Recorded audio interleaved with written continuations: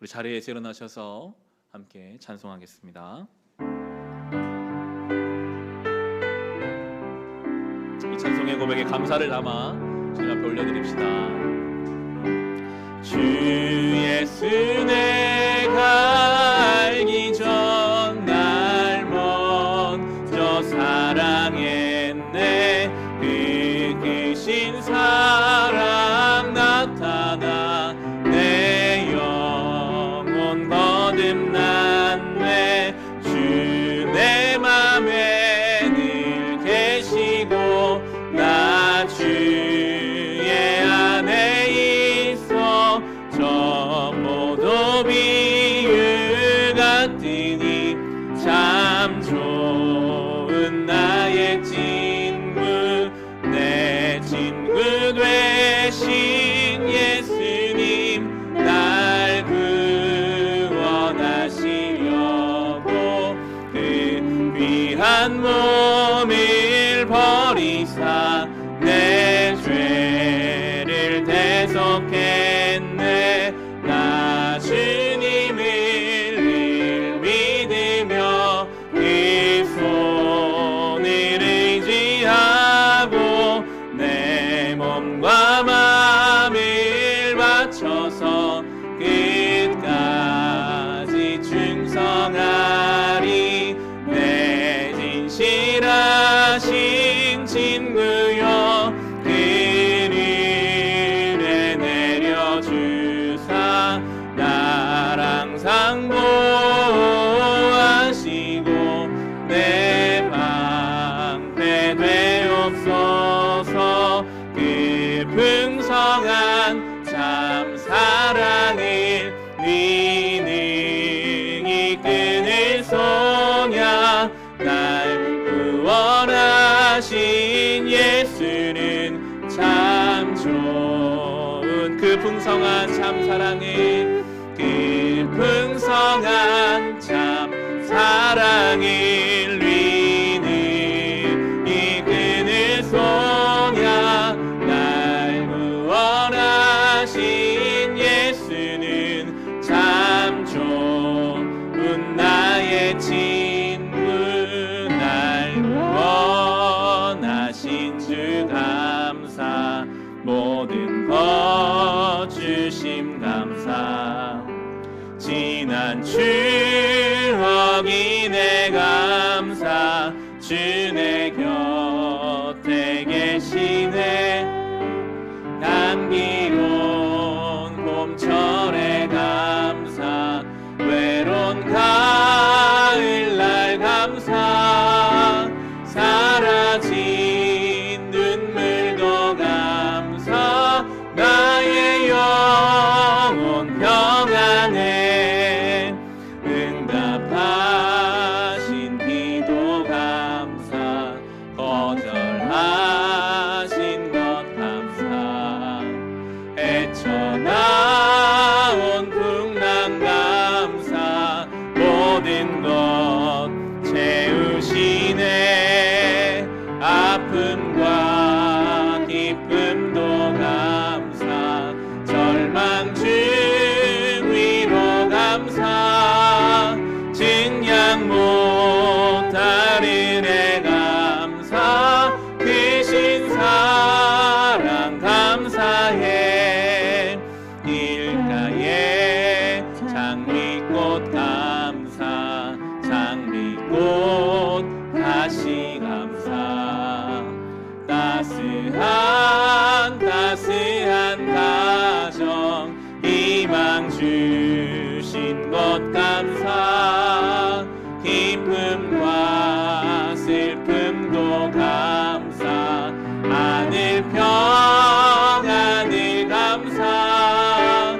내일의 희망을 감사. 영원토록 기쁨과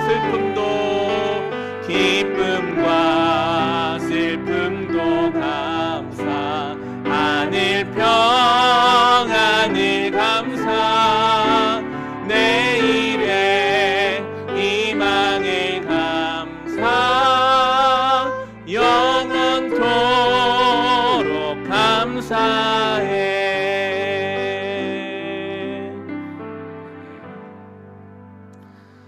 나는 전능하신 아버지 하나님, 천지의 창조주를 믿습니다. 나는 그의 유일하신 아들, 우리 주 예수 그리스도를 믿습니다. 그는 성령으로 잉태되어 동정녀 마리아에게서 나시고 본디오 빌라도에게 고난을 받아 십자가에 못 박혀 죽으시고 장사된 지 사흘 만에 죽은 자 가운데서 다시 살아나셨으며 하늘에 오르시어 전능하신 아버지 하나님 우편에 앉아 계시다가 거기로부터 살아있는 자와 죽은 자를 심판하러 오십니다.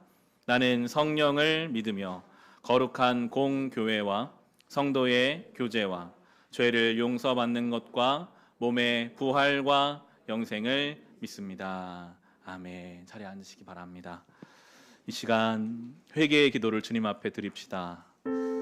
눈을 감고 예수의 십자가 앞에 특별히 오늘은 감사의 제목을 가지고 우리의 삶을 돌아봅시다. 하나님 앞에 감사로 올려드려야 할 것들이 참 많았으나 염려와 근심으로 살았습니다. 해결되지 않은 삶의 문제가 우리의 발목을 잡고 있어서 하나님 감사받기 원하시는데 염려와 근심으로 살아가는 우리를 주님께 드립니다. 주여, 우리를 이 시간 예배를 통해 참 회개하게 하시고 변화되게 하시고 새로워지게 하소서. 물을 포도주로 바꾸시는 예수 그리스도의 생명이 오늘 우리 가운데 부어져서 이제 우리도 지난날의 죄를 벗어던지고 그리스도로 옷 입게 하여 주시옵소서. 우리의 회개가 입술에서 끝나지 않게 하시고 삶의 변화로 이어지게 하옵소서. 우리 함께 기도하겠습니다. 주님, 예배에 나와 회개합니다. 지난 우리의 삶을 주님께 맡깁니다. 알고 있지만 믿음으로 살아야 한다는 것, 감사로 고백해야 된다는 것을 알지만 주님 참 어렵습니다. 우리의 삶의 현실이 우리를 흔듭니다. 우리의 마음에는 감사가 아니라 염려와 근심이 자라납니다. 어느새 우리의 마음을 채우고 있습니다. 주여, 우리를 불쌍히 여기소서. 우리는 죄인된 존재입니다. 하나님은 거룩하시지만 우리 거룩하지 못한 존재여서 오늘도 그 죄 가운데 영향을 받아 하나님 앞에 기도하는 이 순간에도 하나님을 바라보지 못하고 아버지 앞에 잘못된 마음과 생각을 먹기도 하는 우리를 주여 불쌍히 여겨주소서. 그러나 우리 회개의 기회를 주셨습니다. 주님, 우리를 위해 십자가에서 죽으신 예수 그리스도, 물을 포도주로 바꾸시는 주님의 그 놀라운 변화와 생명이 오늘 우리 가운데 임하여서 이제 우리도 이전 것은 지나가고 새 피조물로 살아가게 하소서. 그저 입술에 올리는 회개로 끝나지 않게 하시고 우리의 삶의 실제적인 구체적인 변화로 하나님께 영광 돌리게 하소서. 그렇게 우리의 삶 모든 것을 감사함으로 받아 믿음을 올려드릴 수 있는 주님, 우리 교회가 되고 성도들 되게 하여 주옵소서. 오늘도 우리 힘으로 되지 않아 십자가의 능력을 의지합니다. 나의 힘으로는 바뀌지 않는 우리 연약함이 예수 십자가로 변화될 줄을 믿습니다. 우리 안에 깊은 어둠과 죄악된 것들이 나사렛 예수의 이름으로 떠나가고 물러가며 주의 빛을 우리 가운데 비추어 주시옵소서. 주님을 의지하오니 주여, 이 찬송의 고백에 우리 믿음을 담아 주님께 올려드립니다. 주옵소서. 내가 매일 십자가 앞에, 내가 매일 십자가 앞에 더 가까이 가오니 구세주의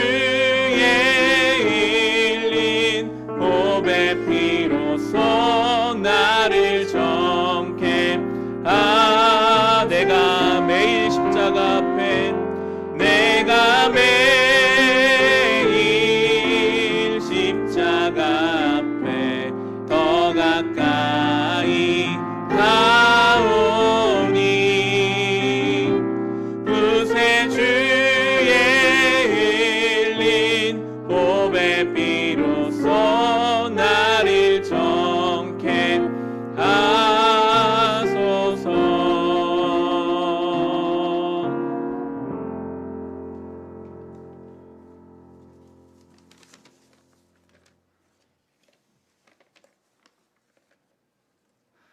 공의로우시며 사랑이 많으신 하나님 아버지, 한 주 동안 각자의 삶을 예배로 살아가다 다시 모여 예배드릴 수 있음에 감사드립니다. 코로나로 인하여 모두가 한자리에 모여 예배드리기 어려운 상황임에도 현장 예배로, 영상 예배로 각자의 자리에서 예배의 자리를 사모하고 예배할 수 있음에 감사드립니다. 더불어 코로나로 인해 어려운 이웃들을 기억하기를 원합니다. 각 가정과 선교지의 선교사님들, 사업체 그리고 도움이 필요한 이웃들을 기억하고 구제함에 인색한 자가 되지 않기를 원합니다. 추수감사주일로 감사에 대해 생각해 봅니다. 모든 것을 감사함으로 받으면 버릴 것이 없다 말씀하셨는데 한 주간의 생활 속에서 얼마나 깊은 감사를 올려드렸는지 생각해 봅니다.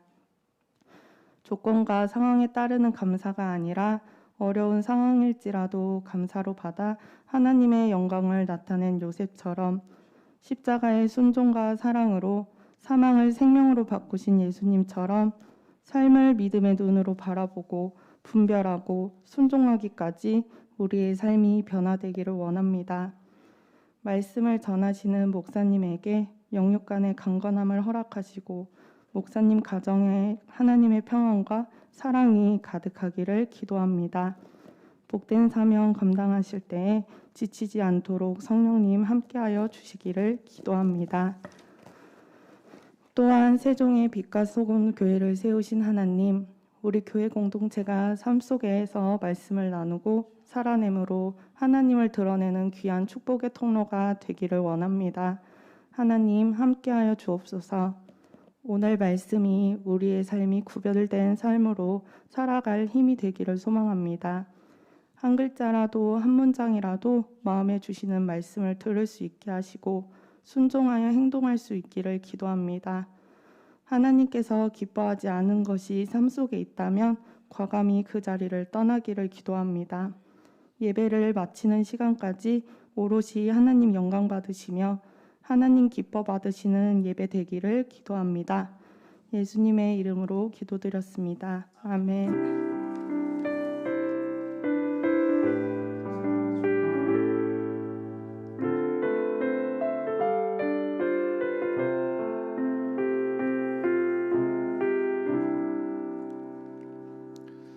오늘 우리에게 주신 하나님 말씀 함께 보겠습니다. 창세기 46장 1절부터 7절까지의 말씀입니다.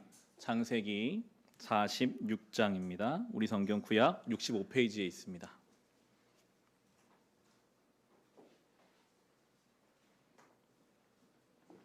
창세기 46장 1절에서 7절.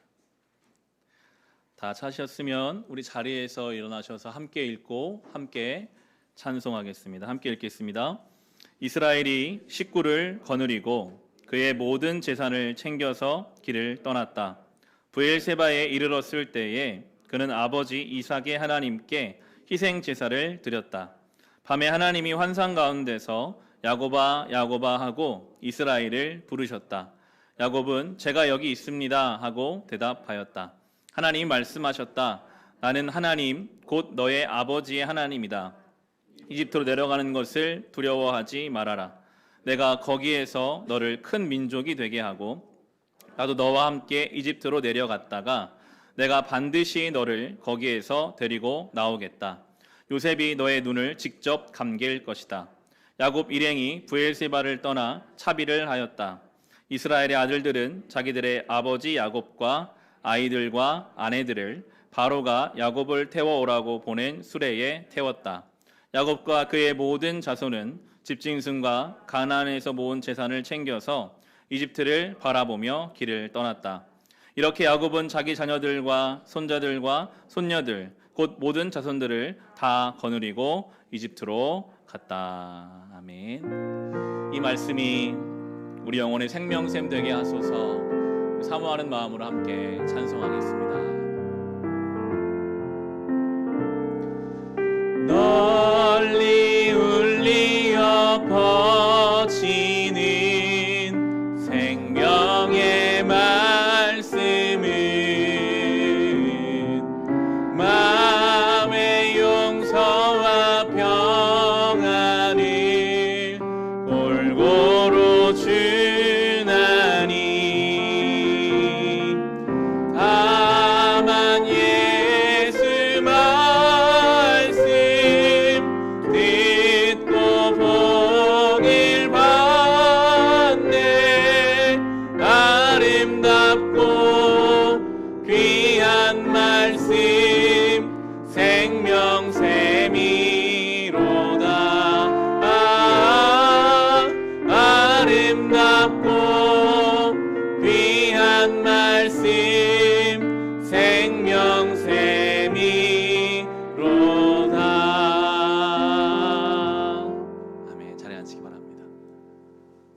옆에 분들과 우리 먼저 인사 나눌까요? 사랑하는 마음으로 눈에 사랑을 담아서 감사를 담아서 이 귀한 날에 함께 예배드리게 돼서 감사하고 너무 좋습니다.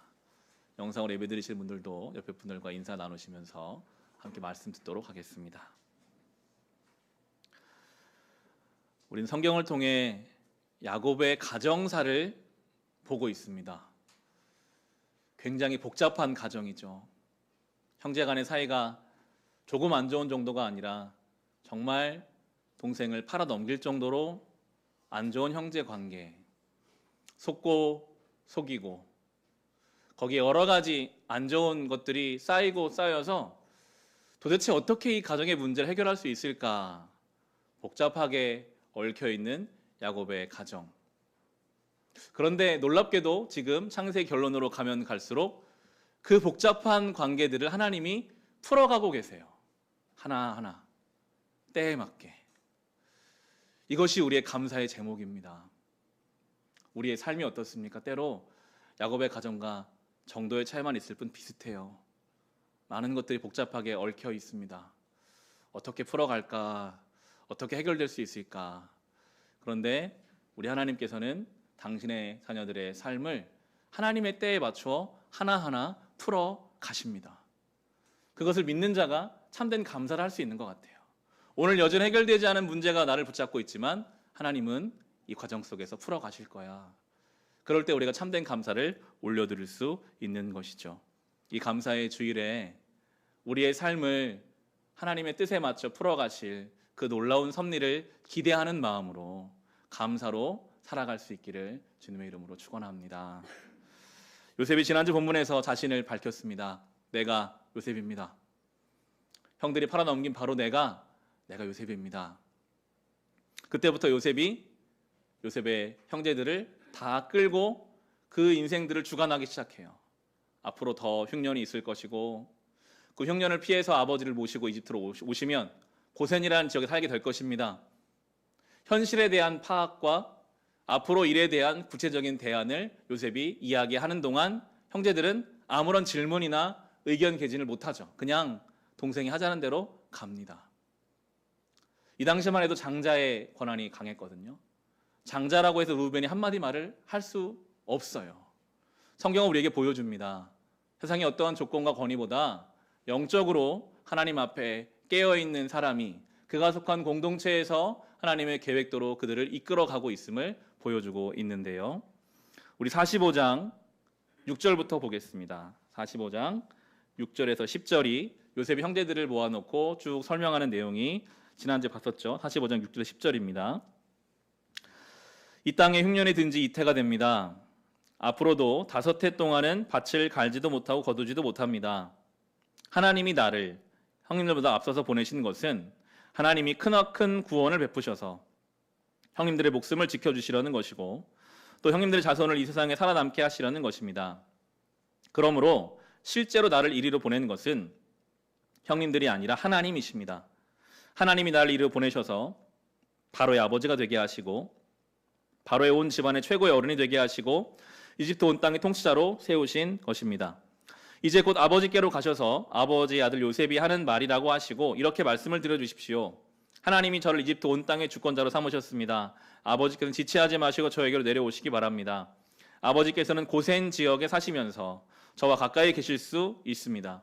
아버지께서는 아버지 여러 아들과 손자를 거느리시고 양과 수와 모든 재산을 가지고 오시기 바랍니다. 요셉은 현실을 이해하고 있습니다. 2년 동안 어려웠지만 앞으로 이 어려운 시간은 5년이나 계속될 것입니다.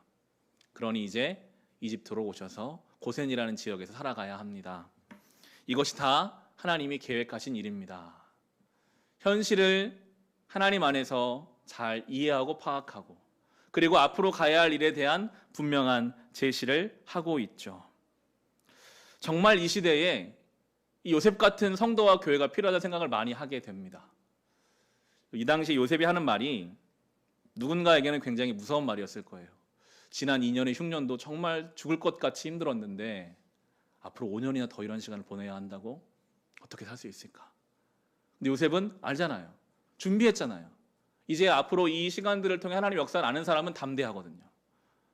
하나님이 이 5년 동안 우리를 지켜주실 겁니다. 이걸 통해 하나님의 역사가 있을 겁니다. 이 시대가 그렇죠. 연일 코로나에 관한 뉴스를 접합니다. 잘 안 잡혀요. 또 200명이 넘어가는 우리나라의 상황. 말씀을 준비하면서 주변 나라들의 상황도 듣게 되더라고요. 어제 제가 말씀을 준비할 때 하루 확진자가 일본에서는 1,600명이 나오는 날이었고 미국은 15만 명이 하루에 확진자가 생기는 날이었어요. 잘못 판단했어요. 어떻게 하루에 15만 명이 나올까? 그러한 상황입니다. 유럽의 많은 국가들 다 10,000명 단위 확진자가 막 발생하고 있는 이러한 상황. 요셉 때와 똑같이 지금까지도 어려웠지만 앞으로도 이런 일이 더 있을 수도 있다라는 상황 속에 우리가 있잖아요. 어떻게 해야 할까? 어떻게 하는 게 좋을까? 정말 요셉과 같은 성도와 교회가 필요합니다. 이러한 상황 속에서 그 속에서 하나님이 우리를 향해 어떻게 일하실지 그것을 잘 믿음으로 받아내고 녹여내서 주변에 흔들리는 사람들에게 그것들을 말해주고 이야기하며 함께 이 길을 잘 이겨내야 하는 성도와 교회로 우리가 설 수 있게 되기를 간절히 소망하게 됩니다. 그렇게 요셉은 형들을 보냅니다. 이제 가서 아버지를 모시고 오세요. 보내면서 형제들을 보내면서 한 장면이 참 인상적인데요. 45장 22절 말씀 보시면요. 또 그들에게 새 옷을 한 벌씩 주고 베냐민에게는 특히 은돈 300세겔과 옷 5벌을 주었다. 형제들을 보내는데 옷을 줘요. 옷은 요셉의 인생에 있어서 그리고 요셉과 형제들의 인생에 있어서는 굉장히 상징적인 게 옷입니다. 요셉이 입었던 그 채색 옷, 그것은 요셉의 가정을 잘 보여주는 상징이었어요. 그 채색 옷에는 아버지의 지독한 편애가 담겨 있었죠. 그 채색 옷에는 그 아버지와 요셉을 향한 형제들의 미움이 담겨 있었습니다. 그 채색 옷에는 요셉의 교만함이 담겨 있었어요. 형제들을 조금도 돌아볼 마음이 없는. 결론적으로 그 채색 옷이 동물의 피가 묻혀서 요셉의 죽음의 증거가 되거든요. 그러한 그 옷을, 그 억울함의 옷을, 죽음의 옷을, 미움의 옷을 요셉이 지금 좋은 새 옷으로 형제들에게 줌으로써, 여러분 요셉이 형제들의 지금 옷을 벗겨버리고 죄수 옷을 입힐 수도 있거든요. 그런데 요셉은 그런 방식으로 하지 않아요. 그들에게 새로운 옷을 줌으로써 형제들에게 이야기하는 겁니다. 나는 형제들을 원망하지 않겠습니다. 이제 지난날 입고 있던 그 죄책감의 옷을 벗어 던지고 새 옷을 입으십시오. 새롭게 우리가 하나님의 은혜로 시작하고 살아갑시다라고 하며 옷을 주고 있는 것입니다. 로마서 13장 14절은 우리에게 이렇게 말합니다. 주 예수 그리스도로 옷을 입으십시오. 우리는 요셉의 형제들처럼 지난날에 입고 있던 죄의 옷을 벗어 던지고 그리스도로 옷 입어야 돼요. 그래야 우리가 온전한 길을 시작할 수 있거든요. 여기서 중요한 점이 있습니다. 그렇게 옷을 선물할 수 있는 것은 요셉이라는 거예요. 형제들이 만약에 요셉아 네가 우리가 팔아 넘긴 덕에 이집트 총리가 되었으니까 나는 이제 마음 편하게 살란다 라고 할 수는 없거든요. 요셉이 그 미움과 억울함을 사랑으로 인내로 덮어주었기 때문에 새 옷을 줄 수 있었던 것처럼 우리는 원래 우리 스스로 이 죄의 옷을 벗을 수 없어요. 우리는 늘 이 죄된 옷을 입고 염려와 근심을 살 수밖에 없는 존재였지만 그런 우리를 위해 예수께서 죽으심으로 예수께서 그 일을 행하심으로 우리에게 그 옷을 주신 것입니다. 그래서 이제 가능하게 되었죠. 신앙생활은 날마다 지난날의 죄의 옷을 벗어 던지고 그리스도로 옷 입는 것입니다. 지난날의 옷을 벗어 던질 때의 그 자유, 주의 옷을 입을 때 그 은혜가 우리 안에 있기를 늘 바라면서 이 신앙의 여정을 걸어가야 합니다. 그러면서 요셉이 좀 더 구체적으로 설명하는 게 24절이에요. 요셉은 자기 형제들을 돌려보냈다. 그들과 헤어지면서 요셉은 가시는 길에 서로들 탓하지 마십시오 하고 형들에게 당부하였다. 연결되거든요. 요셉은 지금 하나님의 대리자 역할을 하고 있습니다. 하나님은 요셉의 입술을 통해서 형제들에게 말씀하시는 거예요. 가는 길에 서로 탓하지 마라. 여태껏 탓하면서 살았거든요. 지난 20년 동안 형제들이 눈을 마주칠 때마다 겉으로든 속으로든 그때 저 형제 때문에 내가 동요돼서 내 동생을 팔았어. 르우벤은 대놓고 말했습니다. 내가 그때 그렇게 하지 말자고 했잖아. 너희들 때문이야. 서로 탓하고 그 죄의 책임을 넘김으로써 더 고통스러운 시간을 보냈는데 요셉이 말해요. 이제 우리는 그런 삶을 살면 안 됩니다. 회복의 길로 가는데 지금 생명의 길로 가는데 서로 탓하는 것은 어울리지 않습니다. 탓하지 마십시오 라고 이야기합니다. 여러분, 죄의 문제는요, 해결되지 않은 죄는요, 늘 그 책임을 다른 사람에게 돌리려 합니다. 지난 수요일에 수요 성경학교를 통해서 가인과 아벨을 살펴봤는데 하나님이 가인의 예배는 안 받으시고 동생의 예배는 받았어요. 그 원인과 그 책임을 자기에게선 조금 찾지 않고 동생에게 돌려요. 저 동생만 없으면 내 예배를 받아주실 거야. 저 동생이 없어지면 내가 지금 느낀 이 수치심, 내가 지금 느끼고 있는 이 비교하는 의식들이 다 사라질 거야 라고 착각하고 동생을 죽입니다. 그럼 그게 무서운 죄예요. 죄는 그렇게 우리에게 속삭입니다. 지금 이 책임을 너희 가족에게 넘겨. 이 책임을 환경에게 탓해. 이 모든 것을 하나님께 돌려버려. 그러면 괜찮을 거야. 그러면 만족스러울 거야. 그러면 지금 너의 그 문제 해결될 거야 라고 착각하게 하죠. 때로 우리가 가장 사랑해야 할 가족에게 무서운 말로 상처를 주는 이유가 어디에 있습니까? 그렇게 내가 무섭게 말하면 뭔가 내가 좀 더 편할 것 같다는 착각을 가지거든요. 상황 환경을 탓하면서 그냥 염려하고 근심하면 그냥 그 자리에 앉아있으면 뭔가 마음이 더 개운할 것 같다는 생각이 들게 자꾸만 죄는 우리 속에서 그렇게 역사해요. 그런데 우리가 경험했지만 그렇게 한다고 달라지는 것이 있습니까? 전혀 없어요. 오늘 말하잖아요. 이제 생명의 길로 가는 우리는 서로 탓하면 안 됩니다. 덮어주고 함께 가는 것입니다. 탓하는 방식으로는 아무 일도 일어나지 않기 때문이죠. 우리는 죄된 옷을 벗어던지고 그리스도로 옷 입었기 때문에 내 주변에 죄의 책임을 넘기는 어리석은 행동을 이제 멈추고 덮어주고 사랑하며 이 믿음의 길을 걸어가야 하는 것입니다. 그렇게 형제들이 용서의 옷을 받아 입고 탓하는 방식을 다 내던지고 아버지에게 갔습니다. 말하죠. 아버지, 요셉이 살아있습니다. 이집트의 총리가 되었습니다. 보세요. 이거 다 요셉이 지금 보내준 겁니다. 이제 요셉에게 같이 가시죠. 야곱이 충격을 받죠.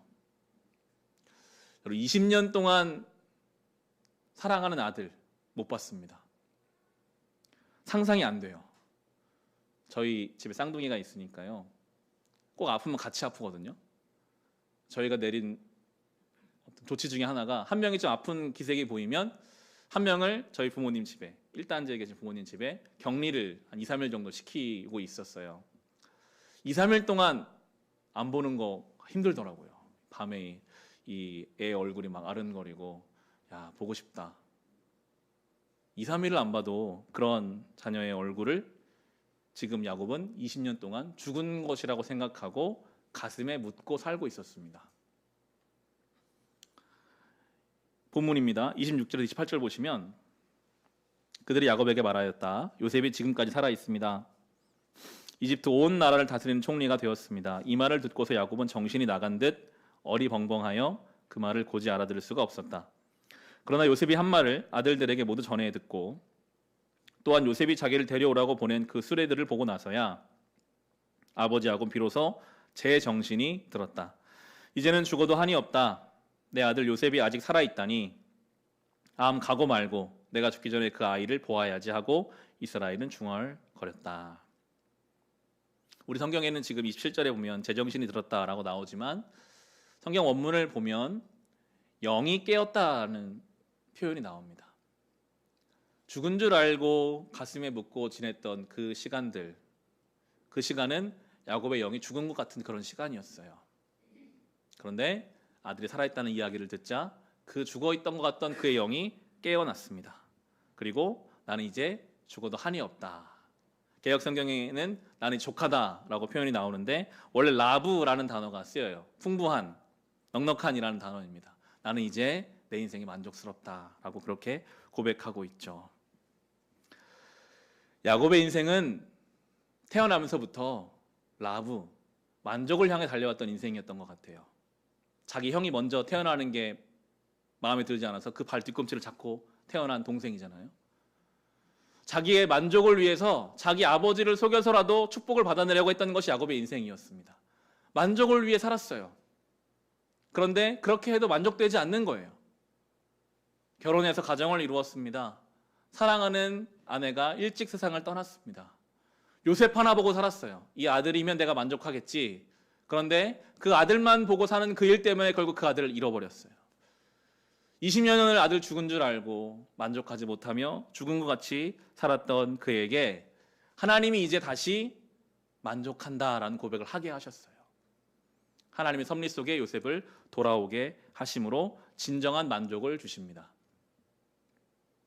모든 인생은 만족을 향해 사는 것 같습니다. 어떻게 만족할 수 있을까? 그걸 향해 달려가죠. 그런데 야곱처럼 이미 나에게 주신 만족의 조건이 있는 줄도 모르고 내 방식대로 그 아들을 사랑하다가 그 아들을 잃어버려요. 그리고 불만족과 영이 죽은 것 같은 고통 속에 살아갑니다. 하나님이 다시 그걸 회복해 주시는데요. 그렇게 이스라엘이 이제 야곱이 만족한다라는 고백을 가지고 아들에게 향하려 가는 것이 오늘 본문이죠. 46장 1절입니다. 이스라엘이 식구를 거느리고 그의 모든 재산을 챙겨서 길을 떠났다. 브엘세바에 이르렀을 때 그는 아버지 이삭의 하나님께 희생 제사를 드렸다. 아들이 있으니까 보러 가긴 해야 되는데 두려워요. 정말 아들이 있을까? 그리고 이집트라는 땅은 대대로 자기 아버지 이삭도 할아버지 아브라함도 이집트에만 내려가면 고생했거든요. 하나님은 이 가나안 땅을 지키라고 하셨거든요. 그도 알아요. 그래서 내가 이집트로 가는 것이 맞나? 두려움이 그 안에 있었습니다.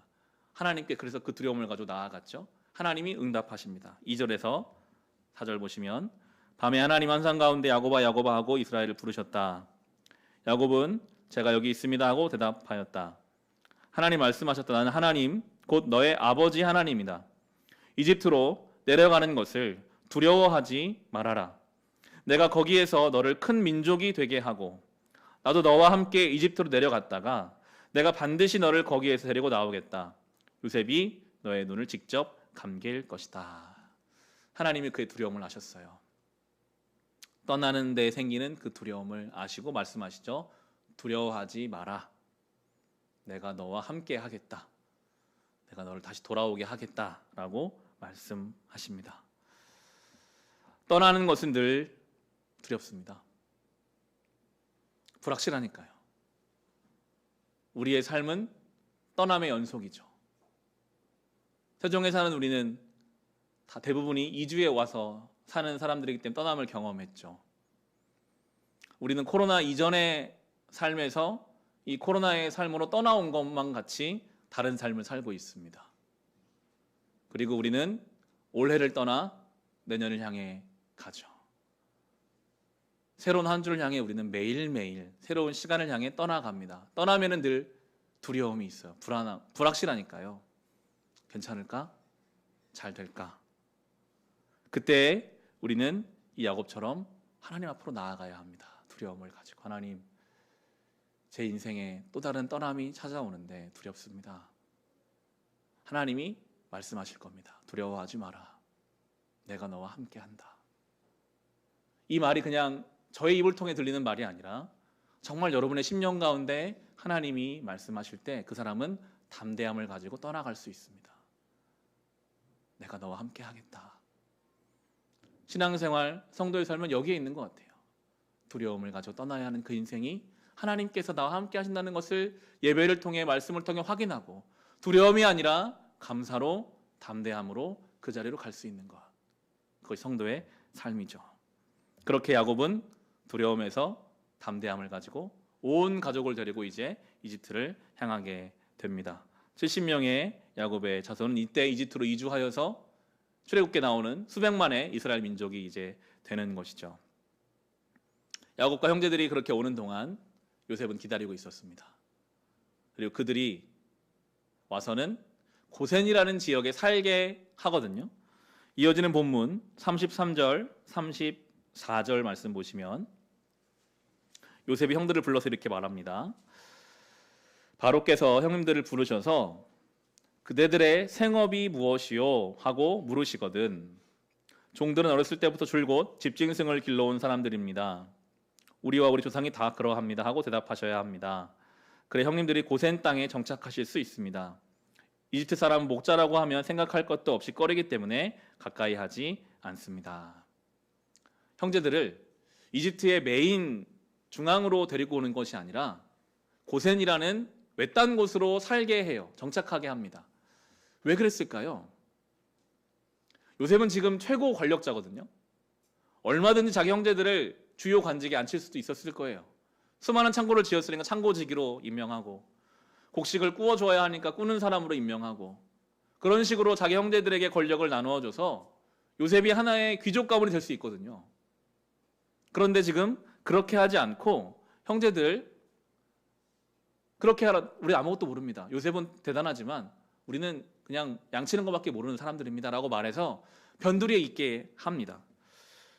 그것은 그들이 이집트 문화에 동화되지 않고 언젠가 하나님 다시 우리를 가나안 땅에 보내실 때까지 신앙의 순수성을 지키게 하기 위한, 구별되기 위한 요셉의 방법이었습니다.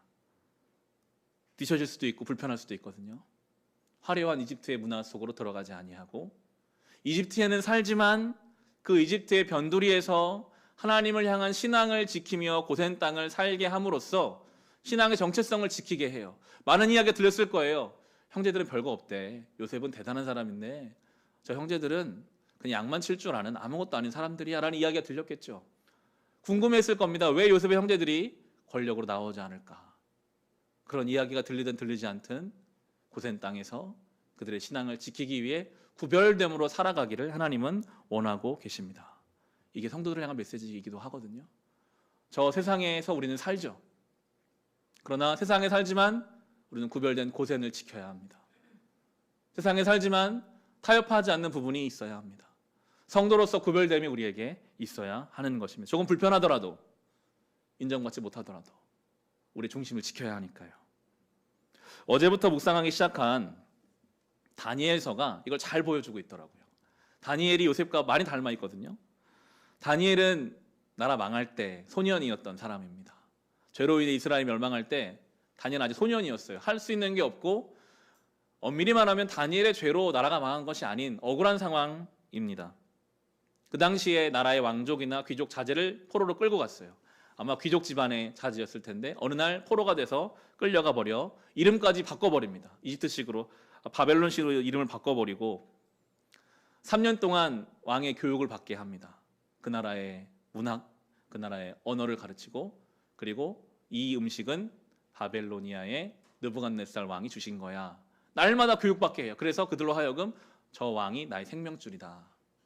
저 왕이 주면 먹는 것이고 안 주면 못 먹는 것이다. 그렇게 교육받게 하는 그러한 상황 속에 다니엘이 있었습니다. 그가 믿었던 하나님의 신전이 이방인에 의해서 탈취되고, 그가 믿었던 왕이 자기 똑같이 끌려오게 되는 그런 상황, 모든 것이 무너지는 그런 상황에 있었던 다니엘은 요셉의 형제들처럼 그럼에도 고센 땅에 있기를, 자기의 마음을 지키기를 결단하거든요. 한번 찾아보겠습니다. 오늘 본문을 잡아두시고 구약성경 다니엘서 1장, 우리 성경 구약성경 1258페이지에 있습니다.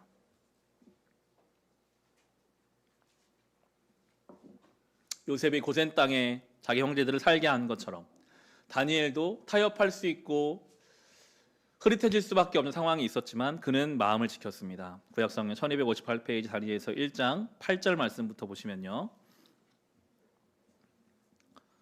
몇 구절을 쭉 읽을 건데요. 보시면 8절에 다니엘은 왕이 내린 음식과 포도주로 자기를 더럽히지 않겠다고 마음을 먹고 환관장에게 자기를 더럽히지 않을 수 있도록 해달라고 간청하였다. 이 당시에만 대부분 고기는 신전에서 신에게 바쳐진 다음에 고기가 내려오거든요.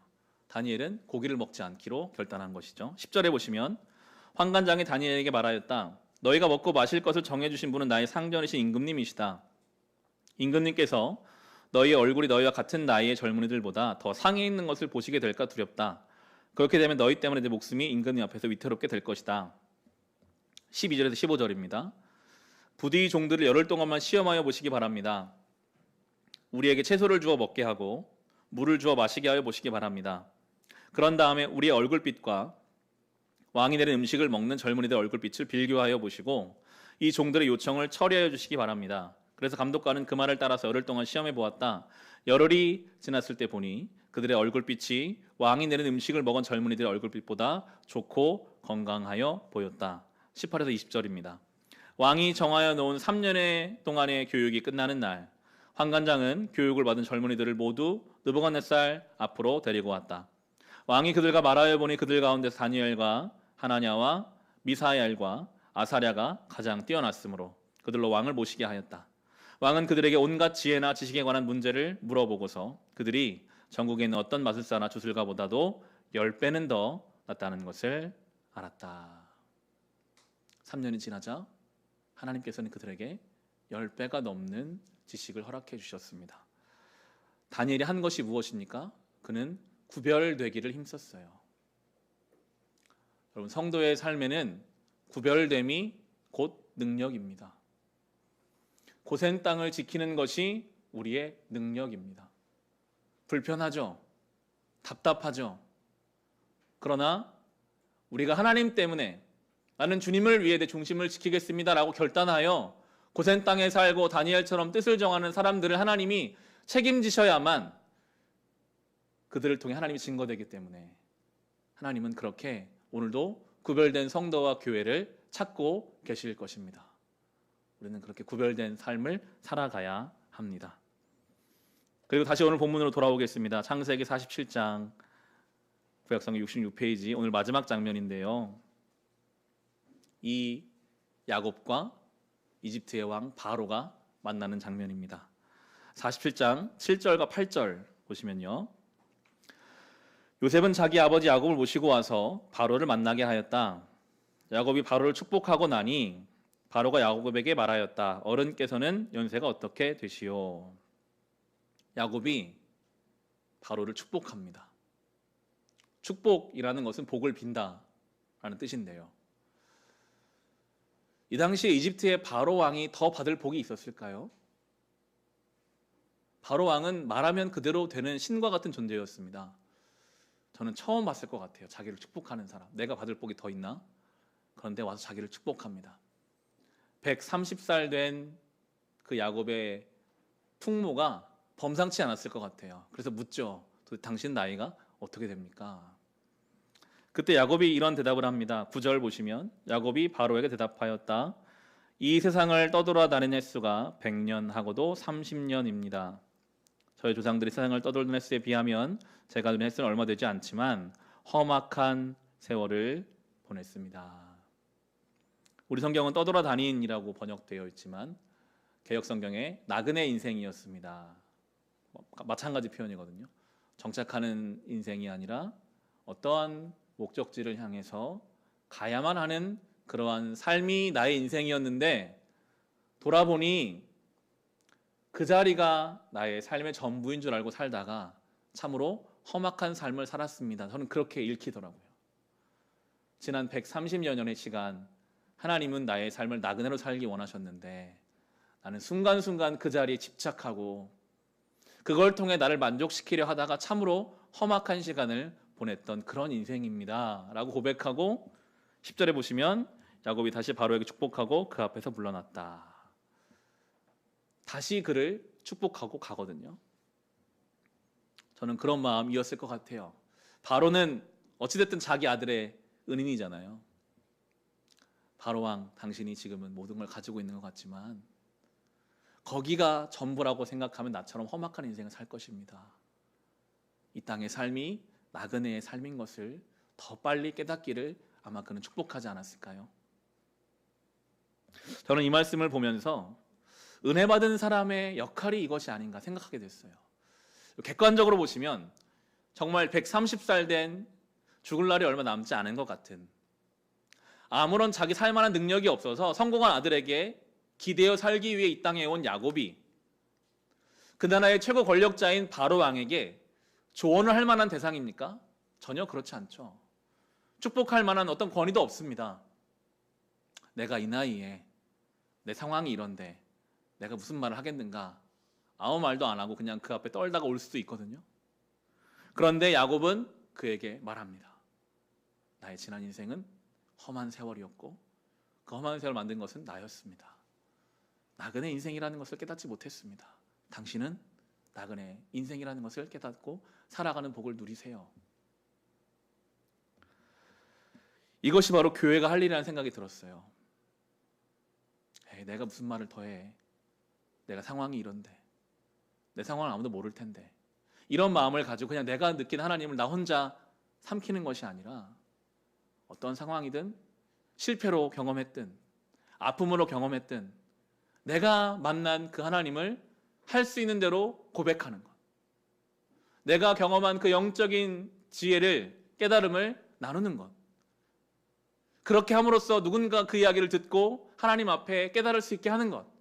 그게 성도의 역할이고 교회가 가야 할 길인 것 같아요. 야곱이 여기서 한 이 말이 지금 우리에게까지 영향을 주잖아요. 성경의 한 구절이 되었습니다.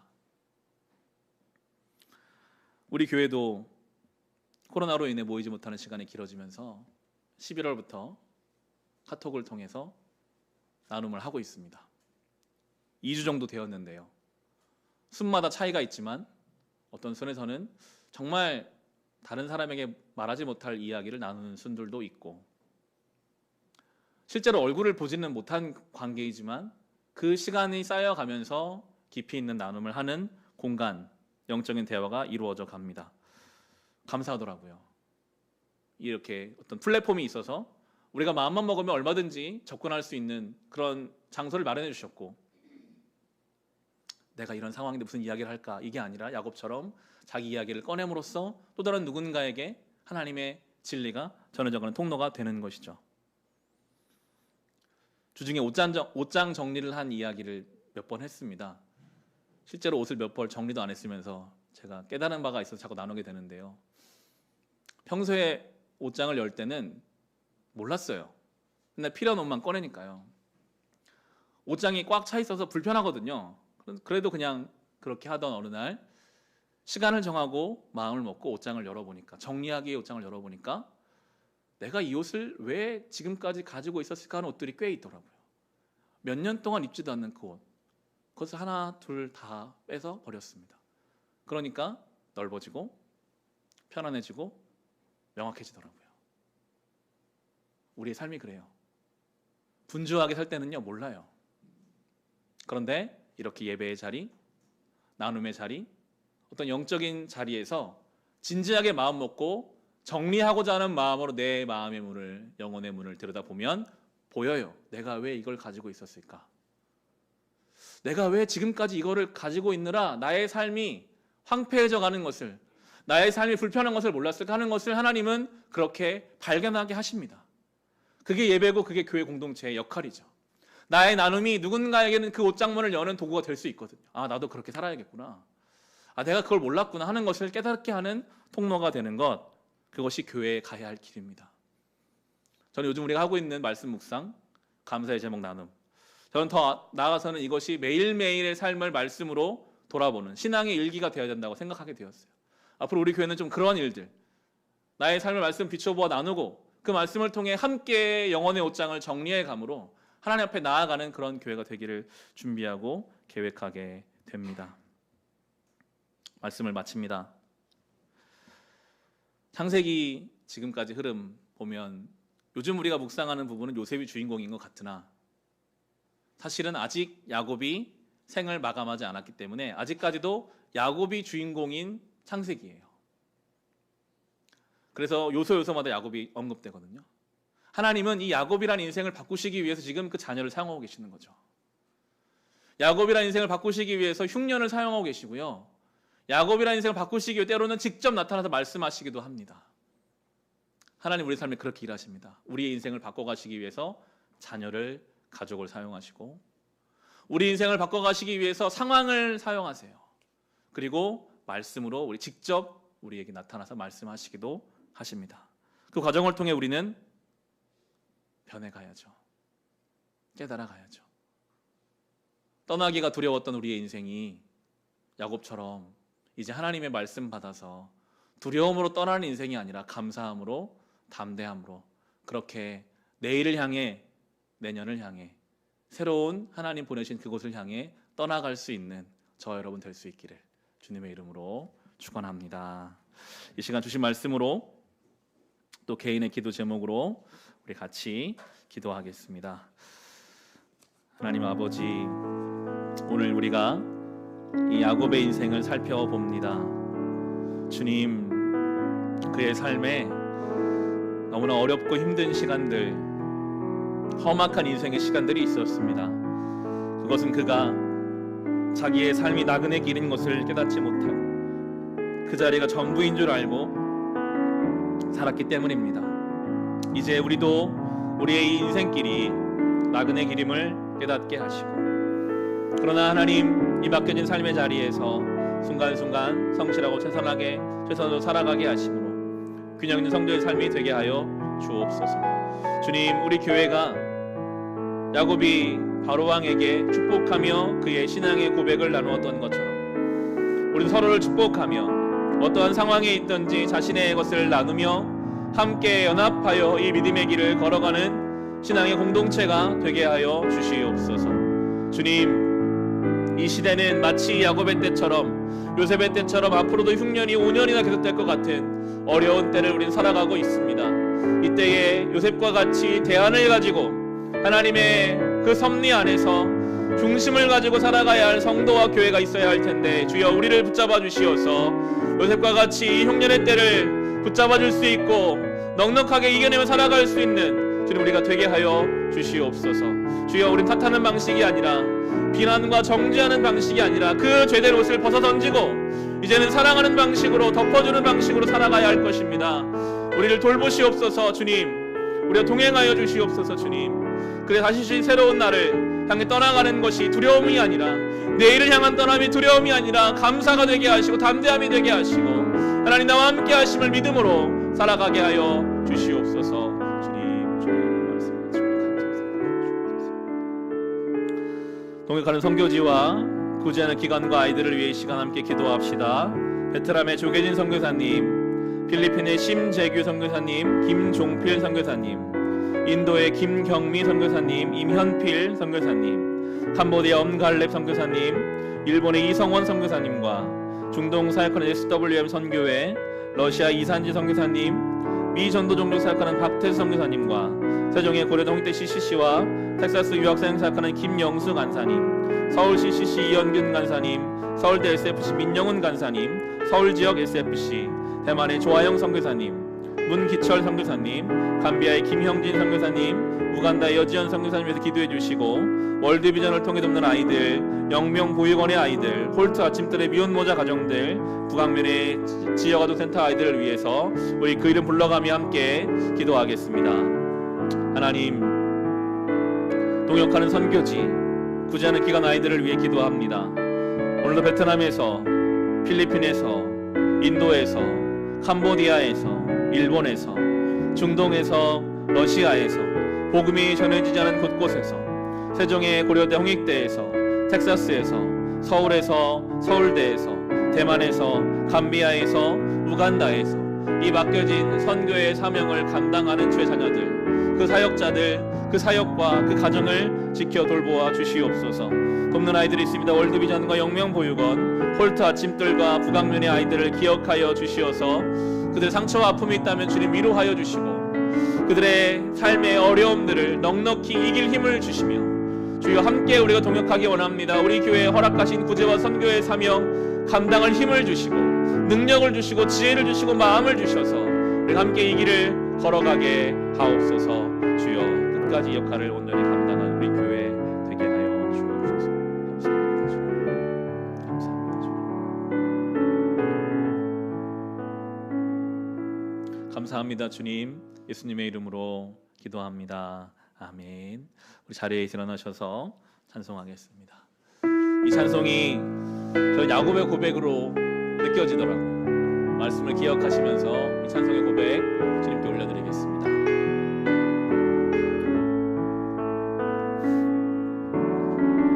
하나님 한 번도 나를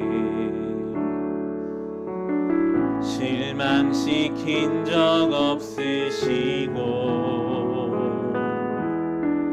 언제나 공평과 은혜로 나를 지키셨네. 지나온 모든 세월들, 지나온 모든 세월들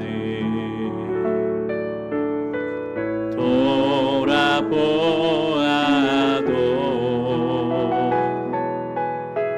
그 어느 것 하나 주의 손길 안 미친 것 전혀 없네. 오 신실하신 주님, 오 신실하신 주, 오 신실하신 주, 내 너를 떠나지도 않으리라, 내 너를 버리지도 않으리라 약속하셨던 주님, 그 약속을 지키사 이후로도 영원토록 나를 지키시리라 확신. 지나온 모든 세월들, 지나온 모든 세월들 돌아보아도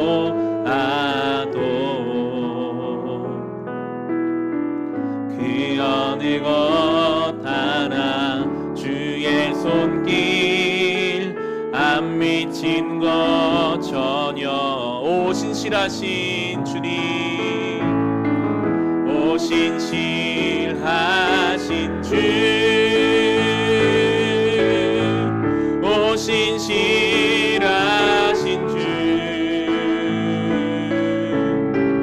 내 너를 떠나지도 않으리라, 내 너를 버리지도 않으리라 약속하셨던 주님, 그 약속을 지키사 이후로도 영원토록 나를 지키시리라 확신하네.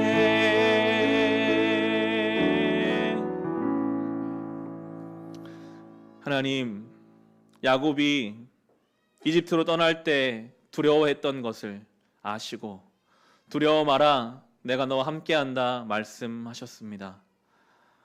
우리도 야곱과 같이 내일로 떠나야 하는 오늘이 두렵고 불확실한 미래를 향한 염려와 근심들이 우리 안에 있습니다. 그러나 오늘도 우리에게 말씀하여 주십니다. 두려워 마라 내가 너와 함께한다. 그 말씀 믿고 그 말씀을 붙잡고 맡겨진 삶의 자리에서 감사로 담대함으로 살아가는 우리 모든 성도들의 삶이 되게 하여 주시옵소서. 하나님, 오늘 추수감사주일 주님 앞에 그 은혜에 감사해서 귀한 예물 구별하여 주님 앞에 올려드립니다. 우리가 드린 모든 것 기뻐 받아 주옵소서. 지금은 우리 주 예수 그리스도의 은혜와 하나님 우리 아버지의 크신 사랑하심과 성령님의 우리와 동행하심이 여기 모인 우리 모두 위에, 우리의 가정 위에, 우리의 교회 위에, 이 나라의 민족 가운데 함께하여 주시기를 간절히 축원하옵나이다. 아멘.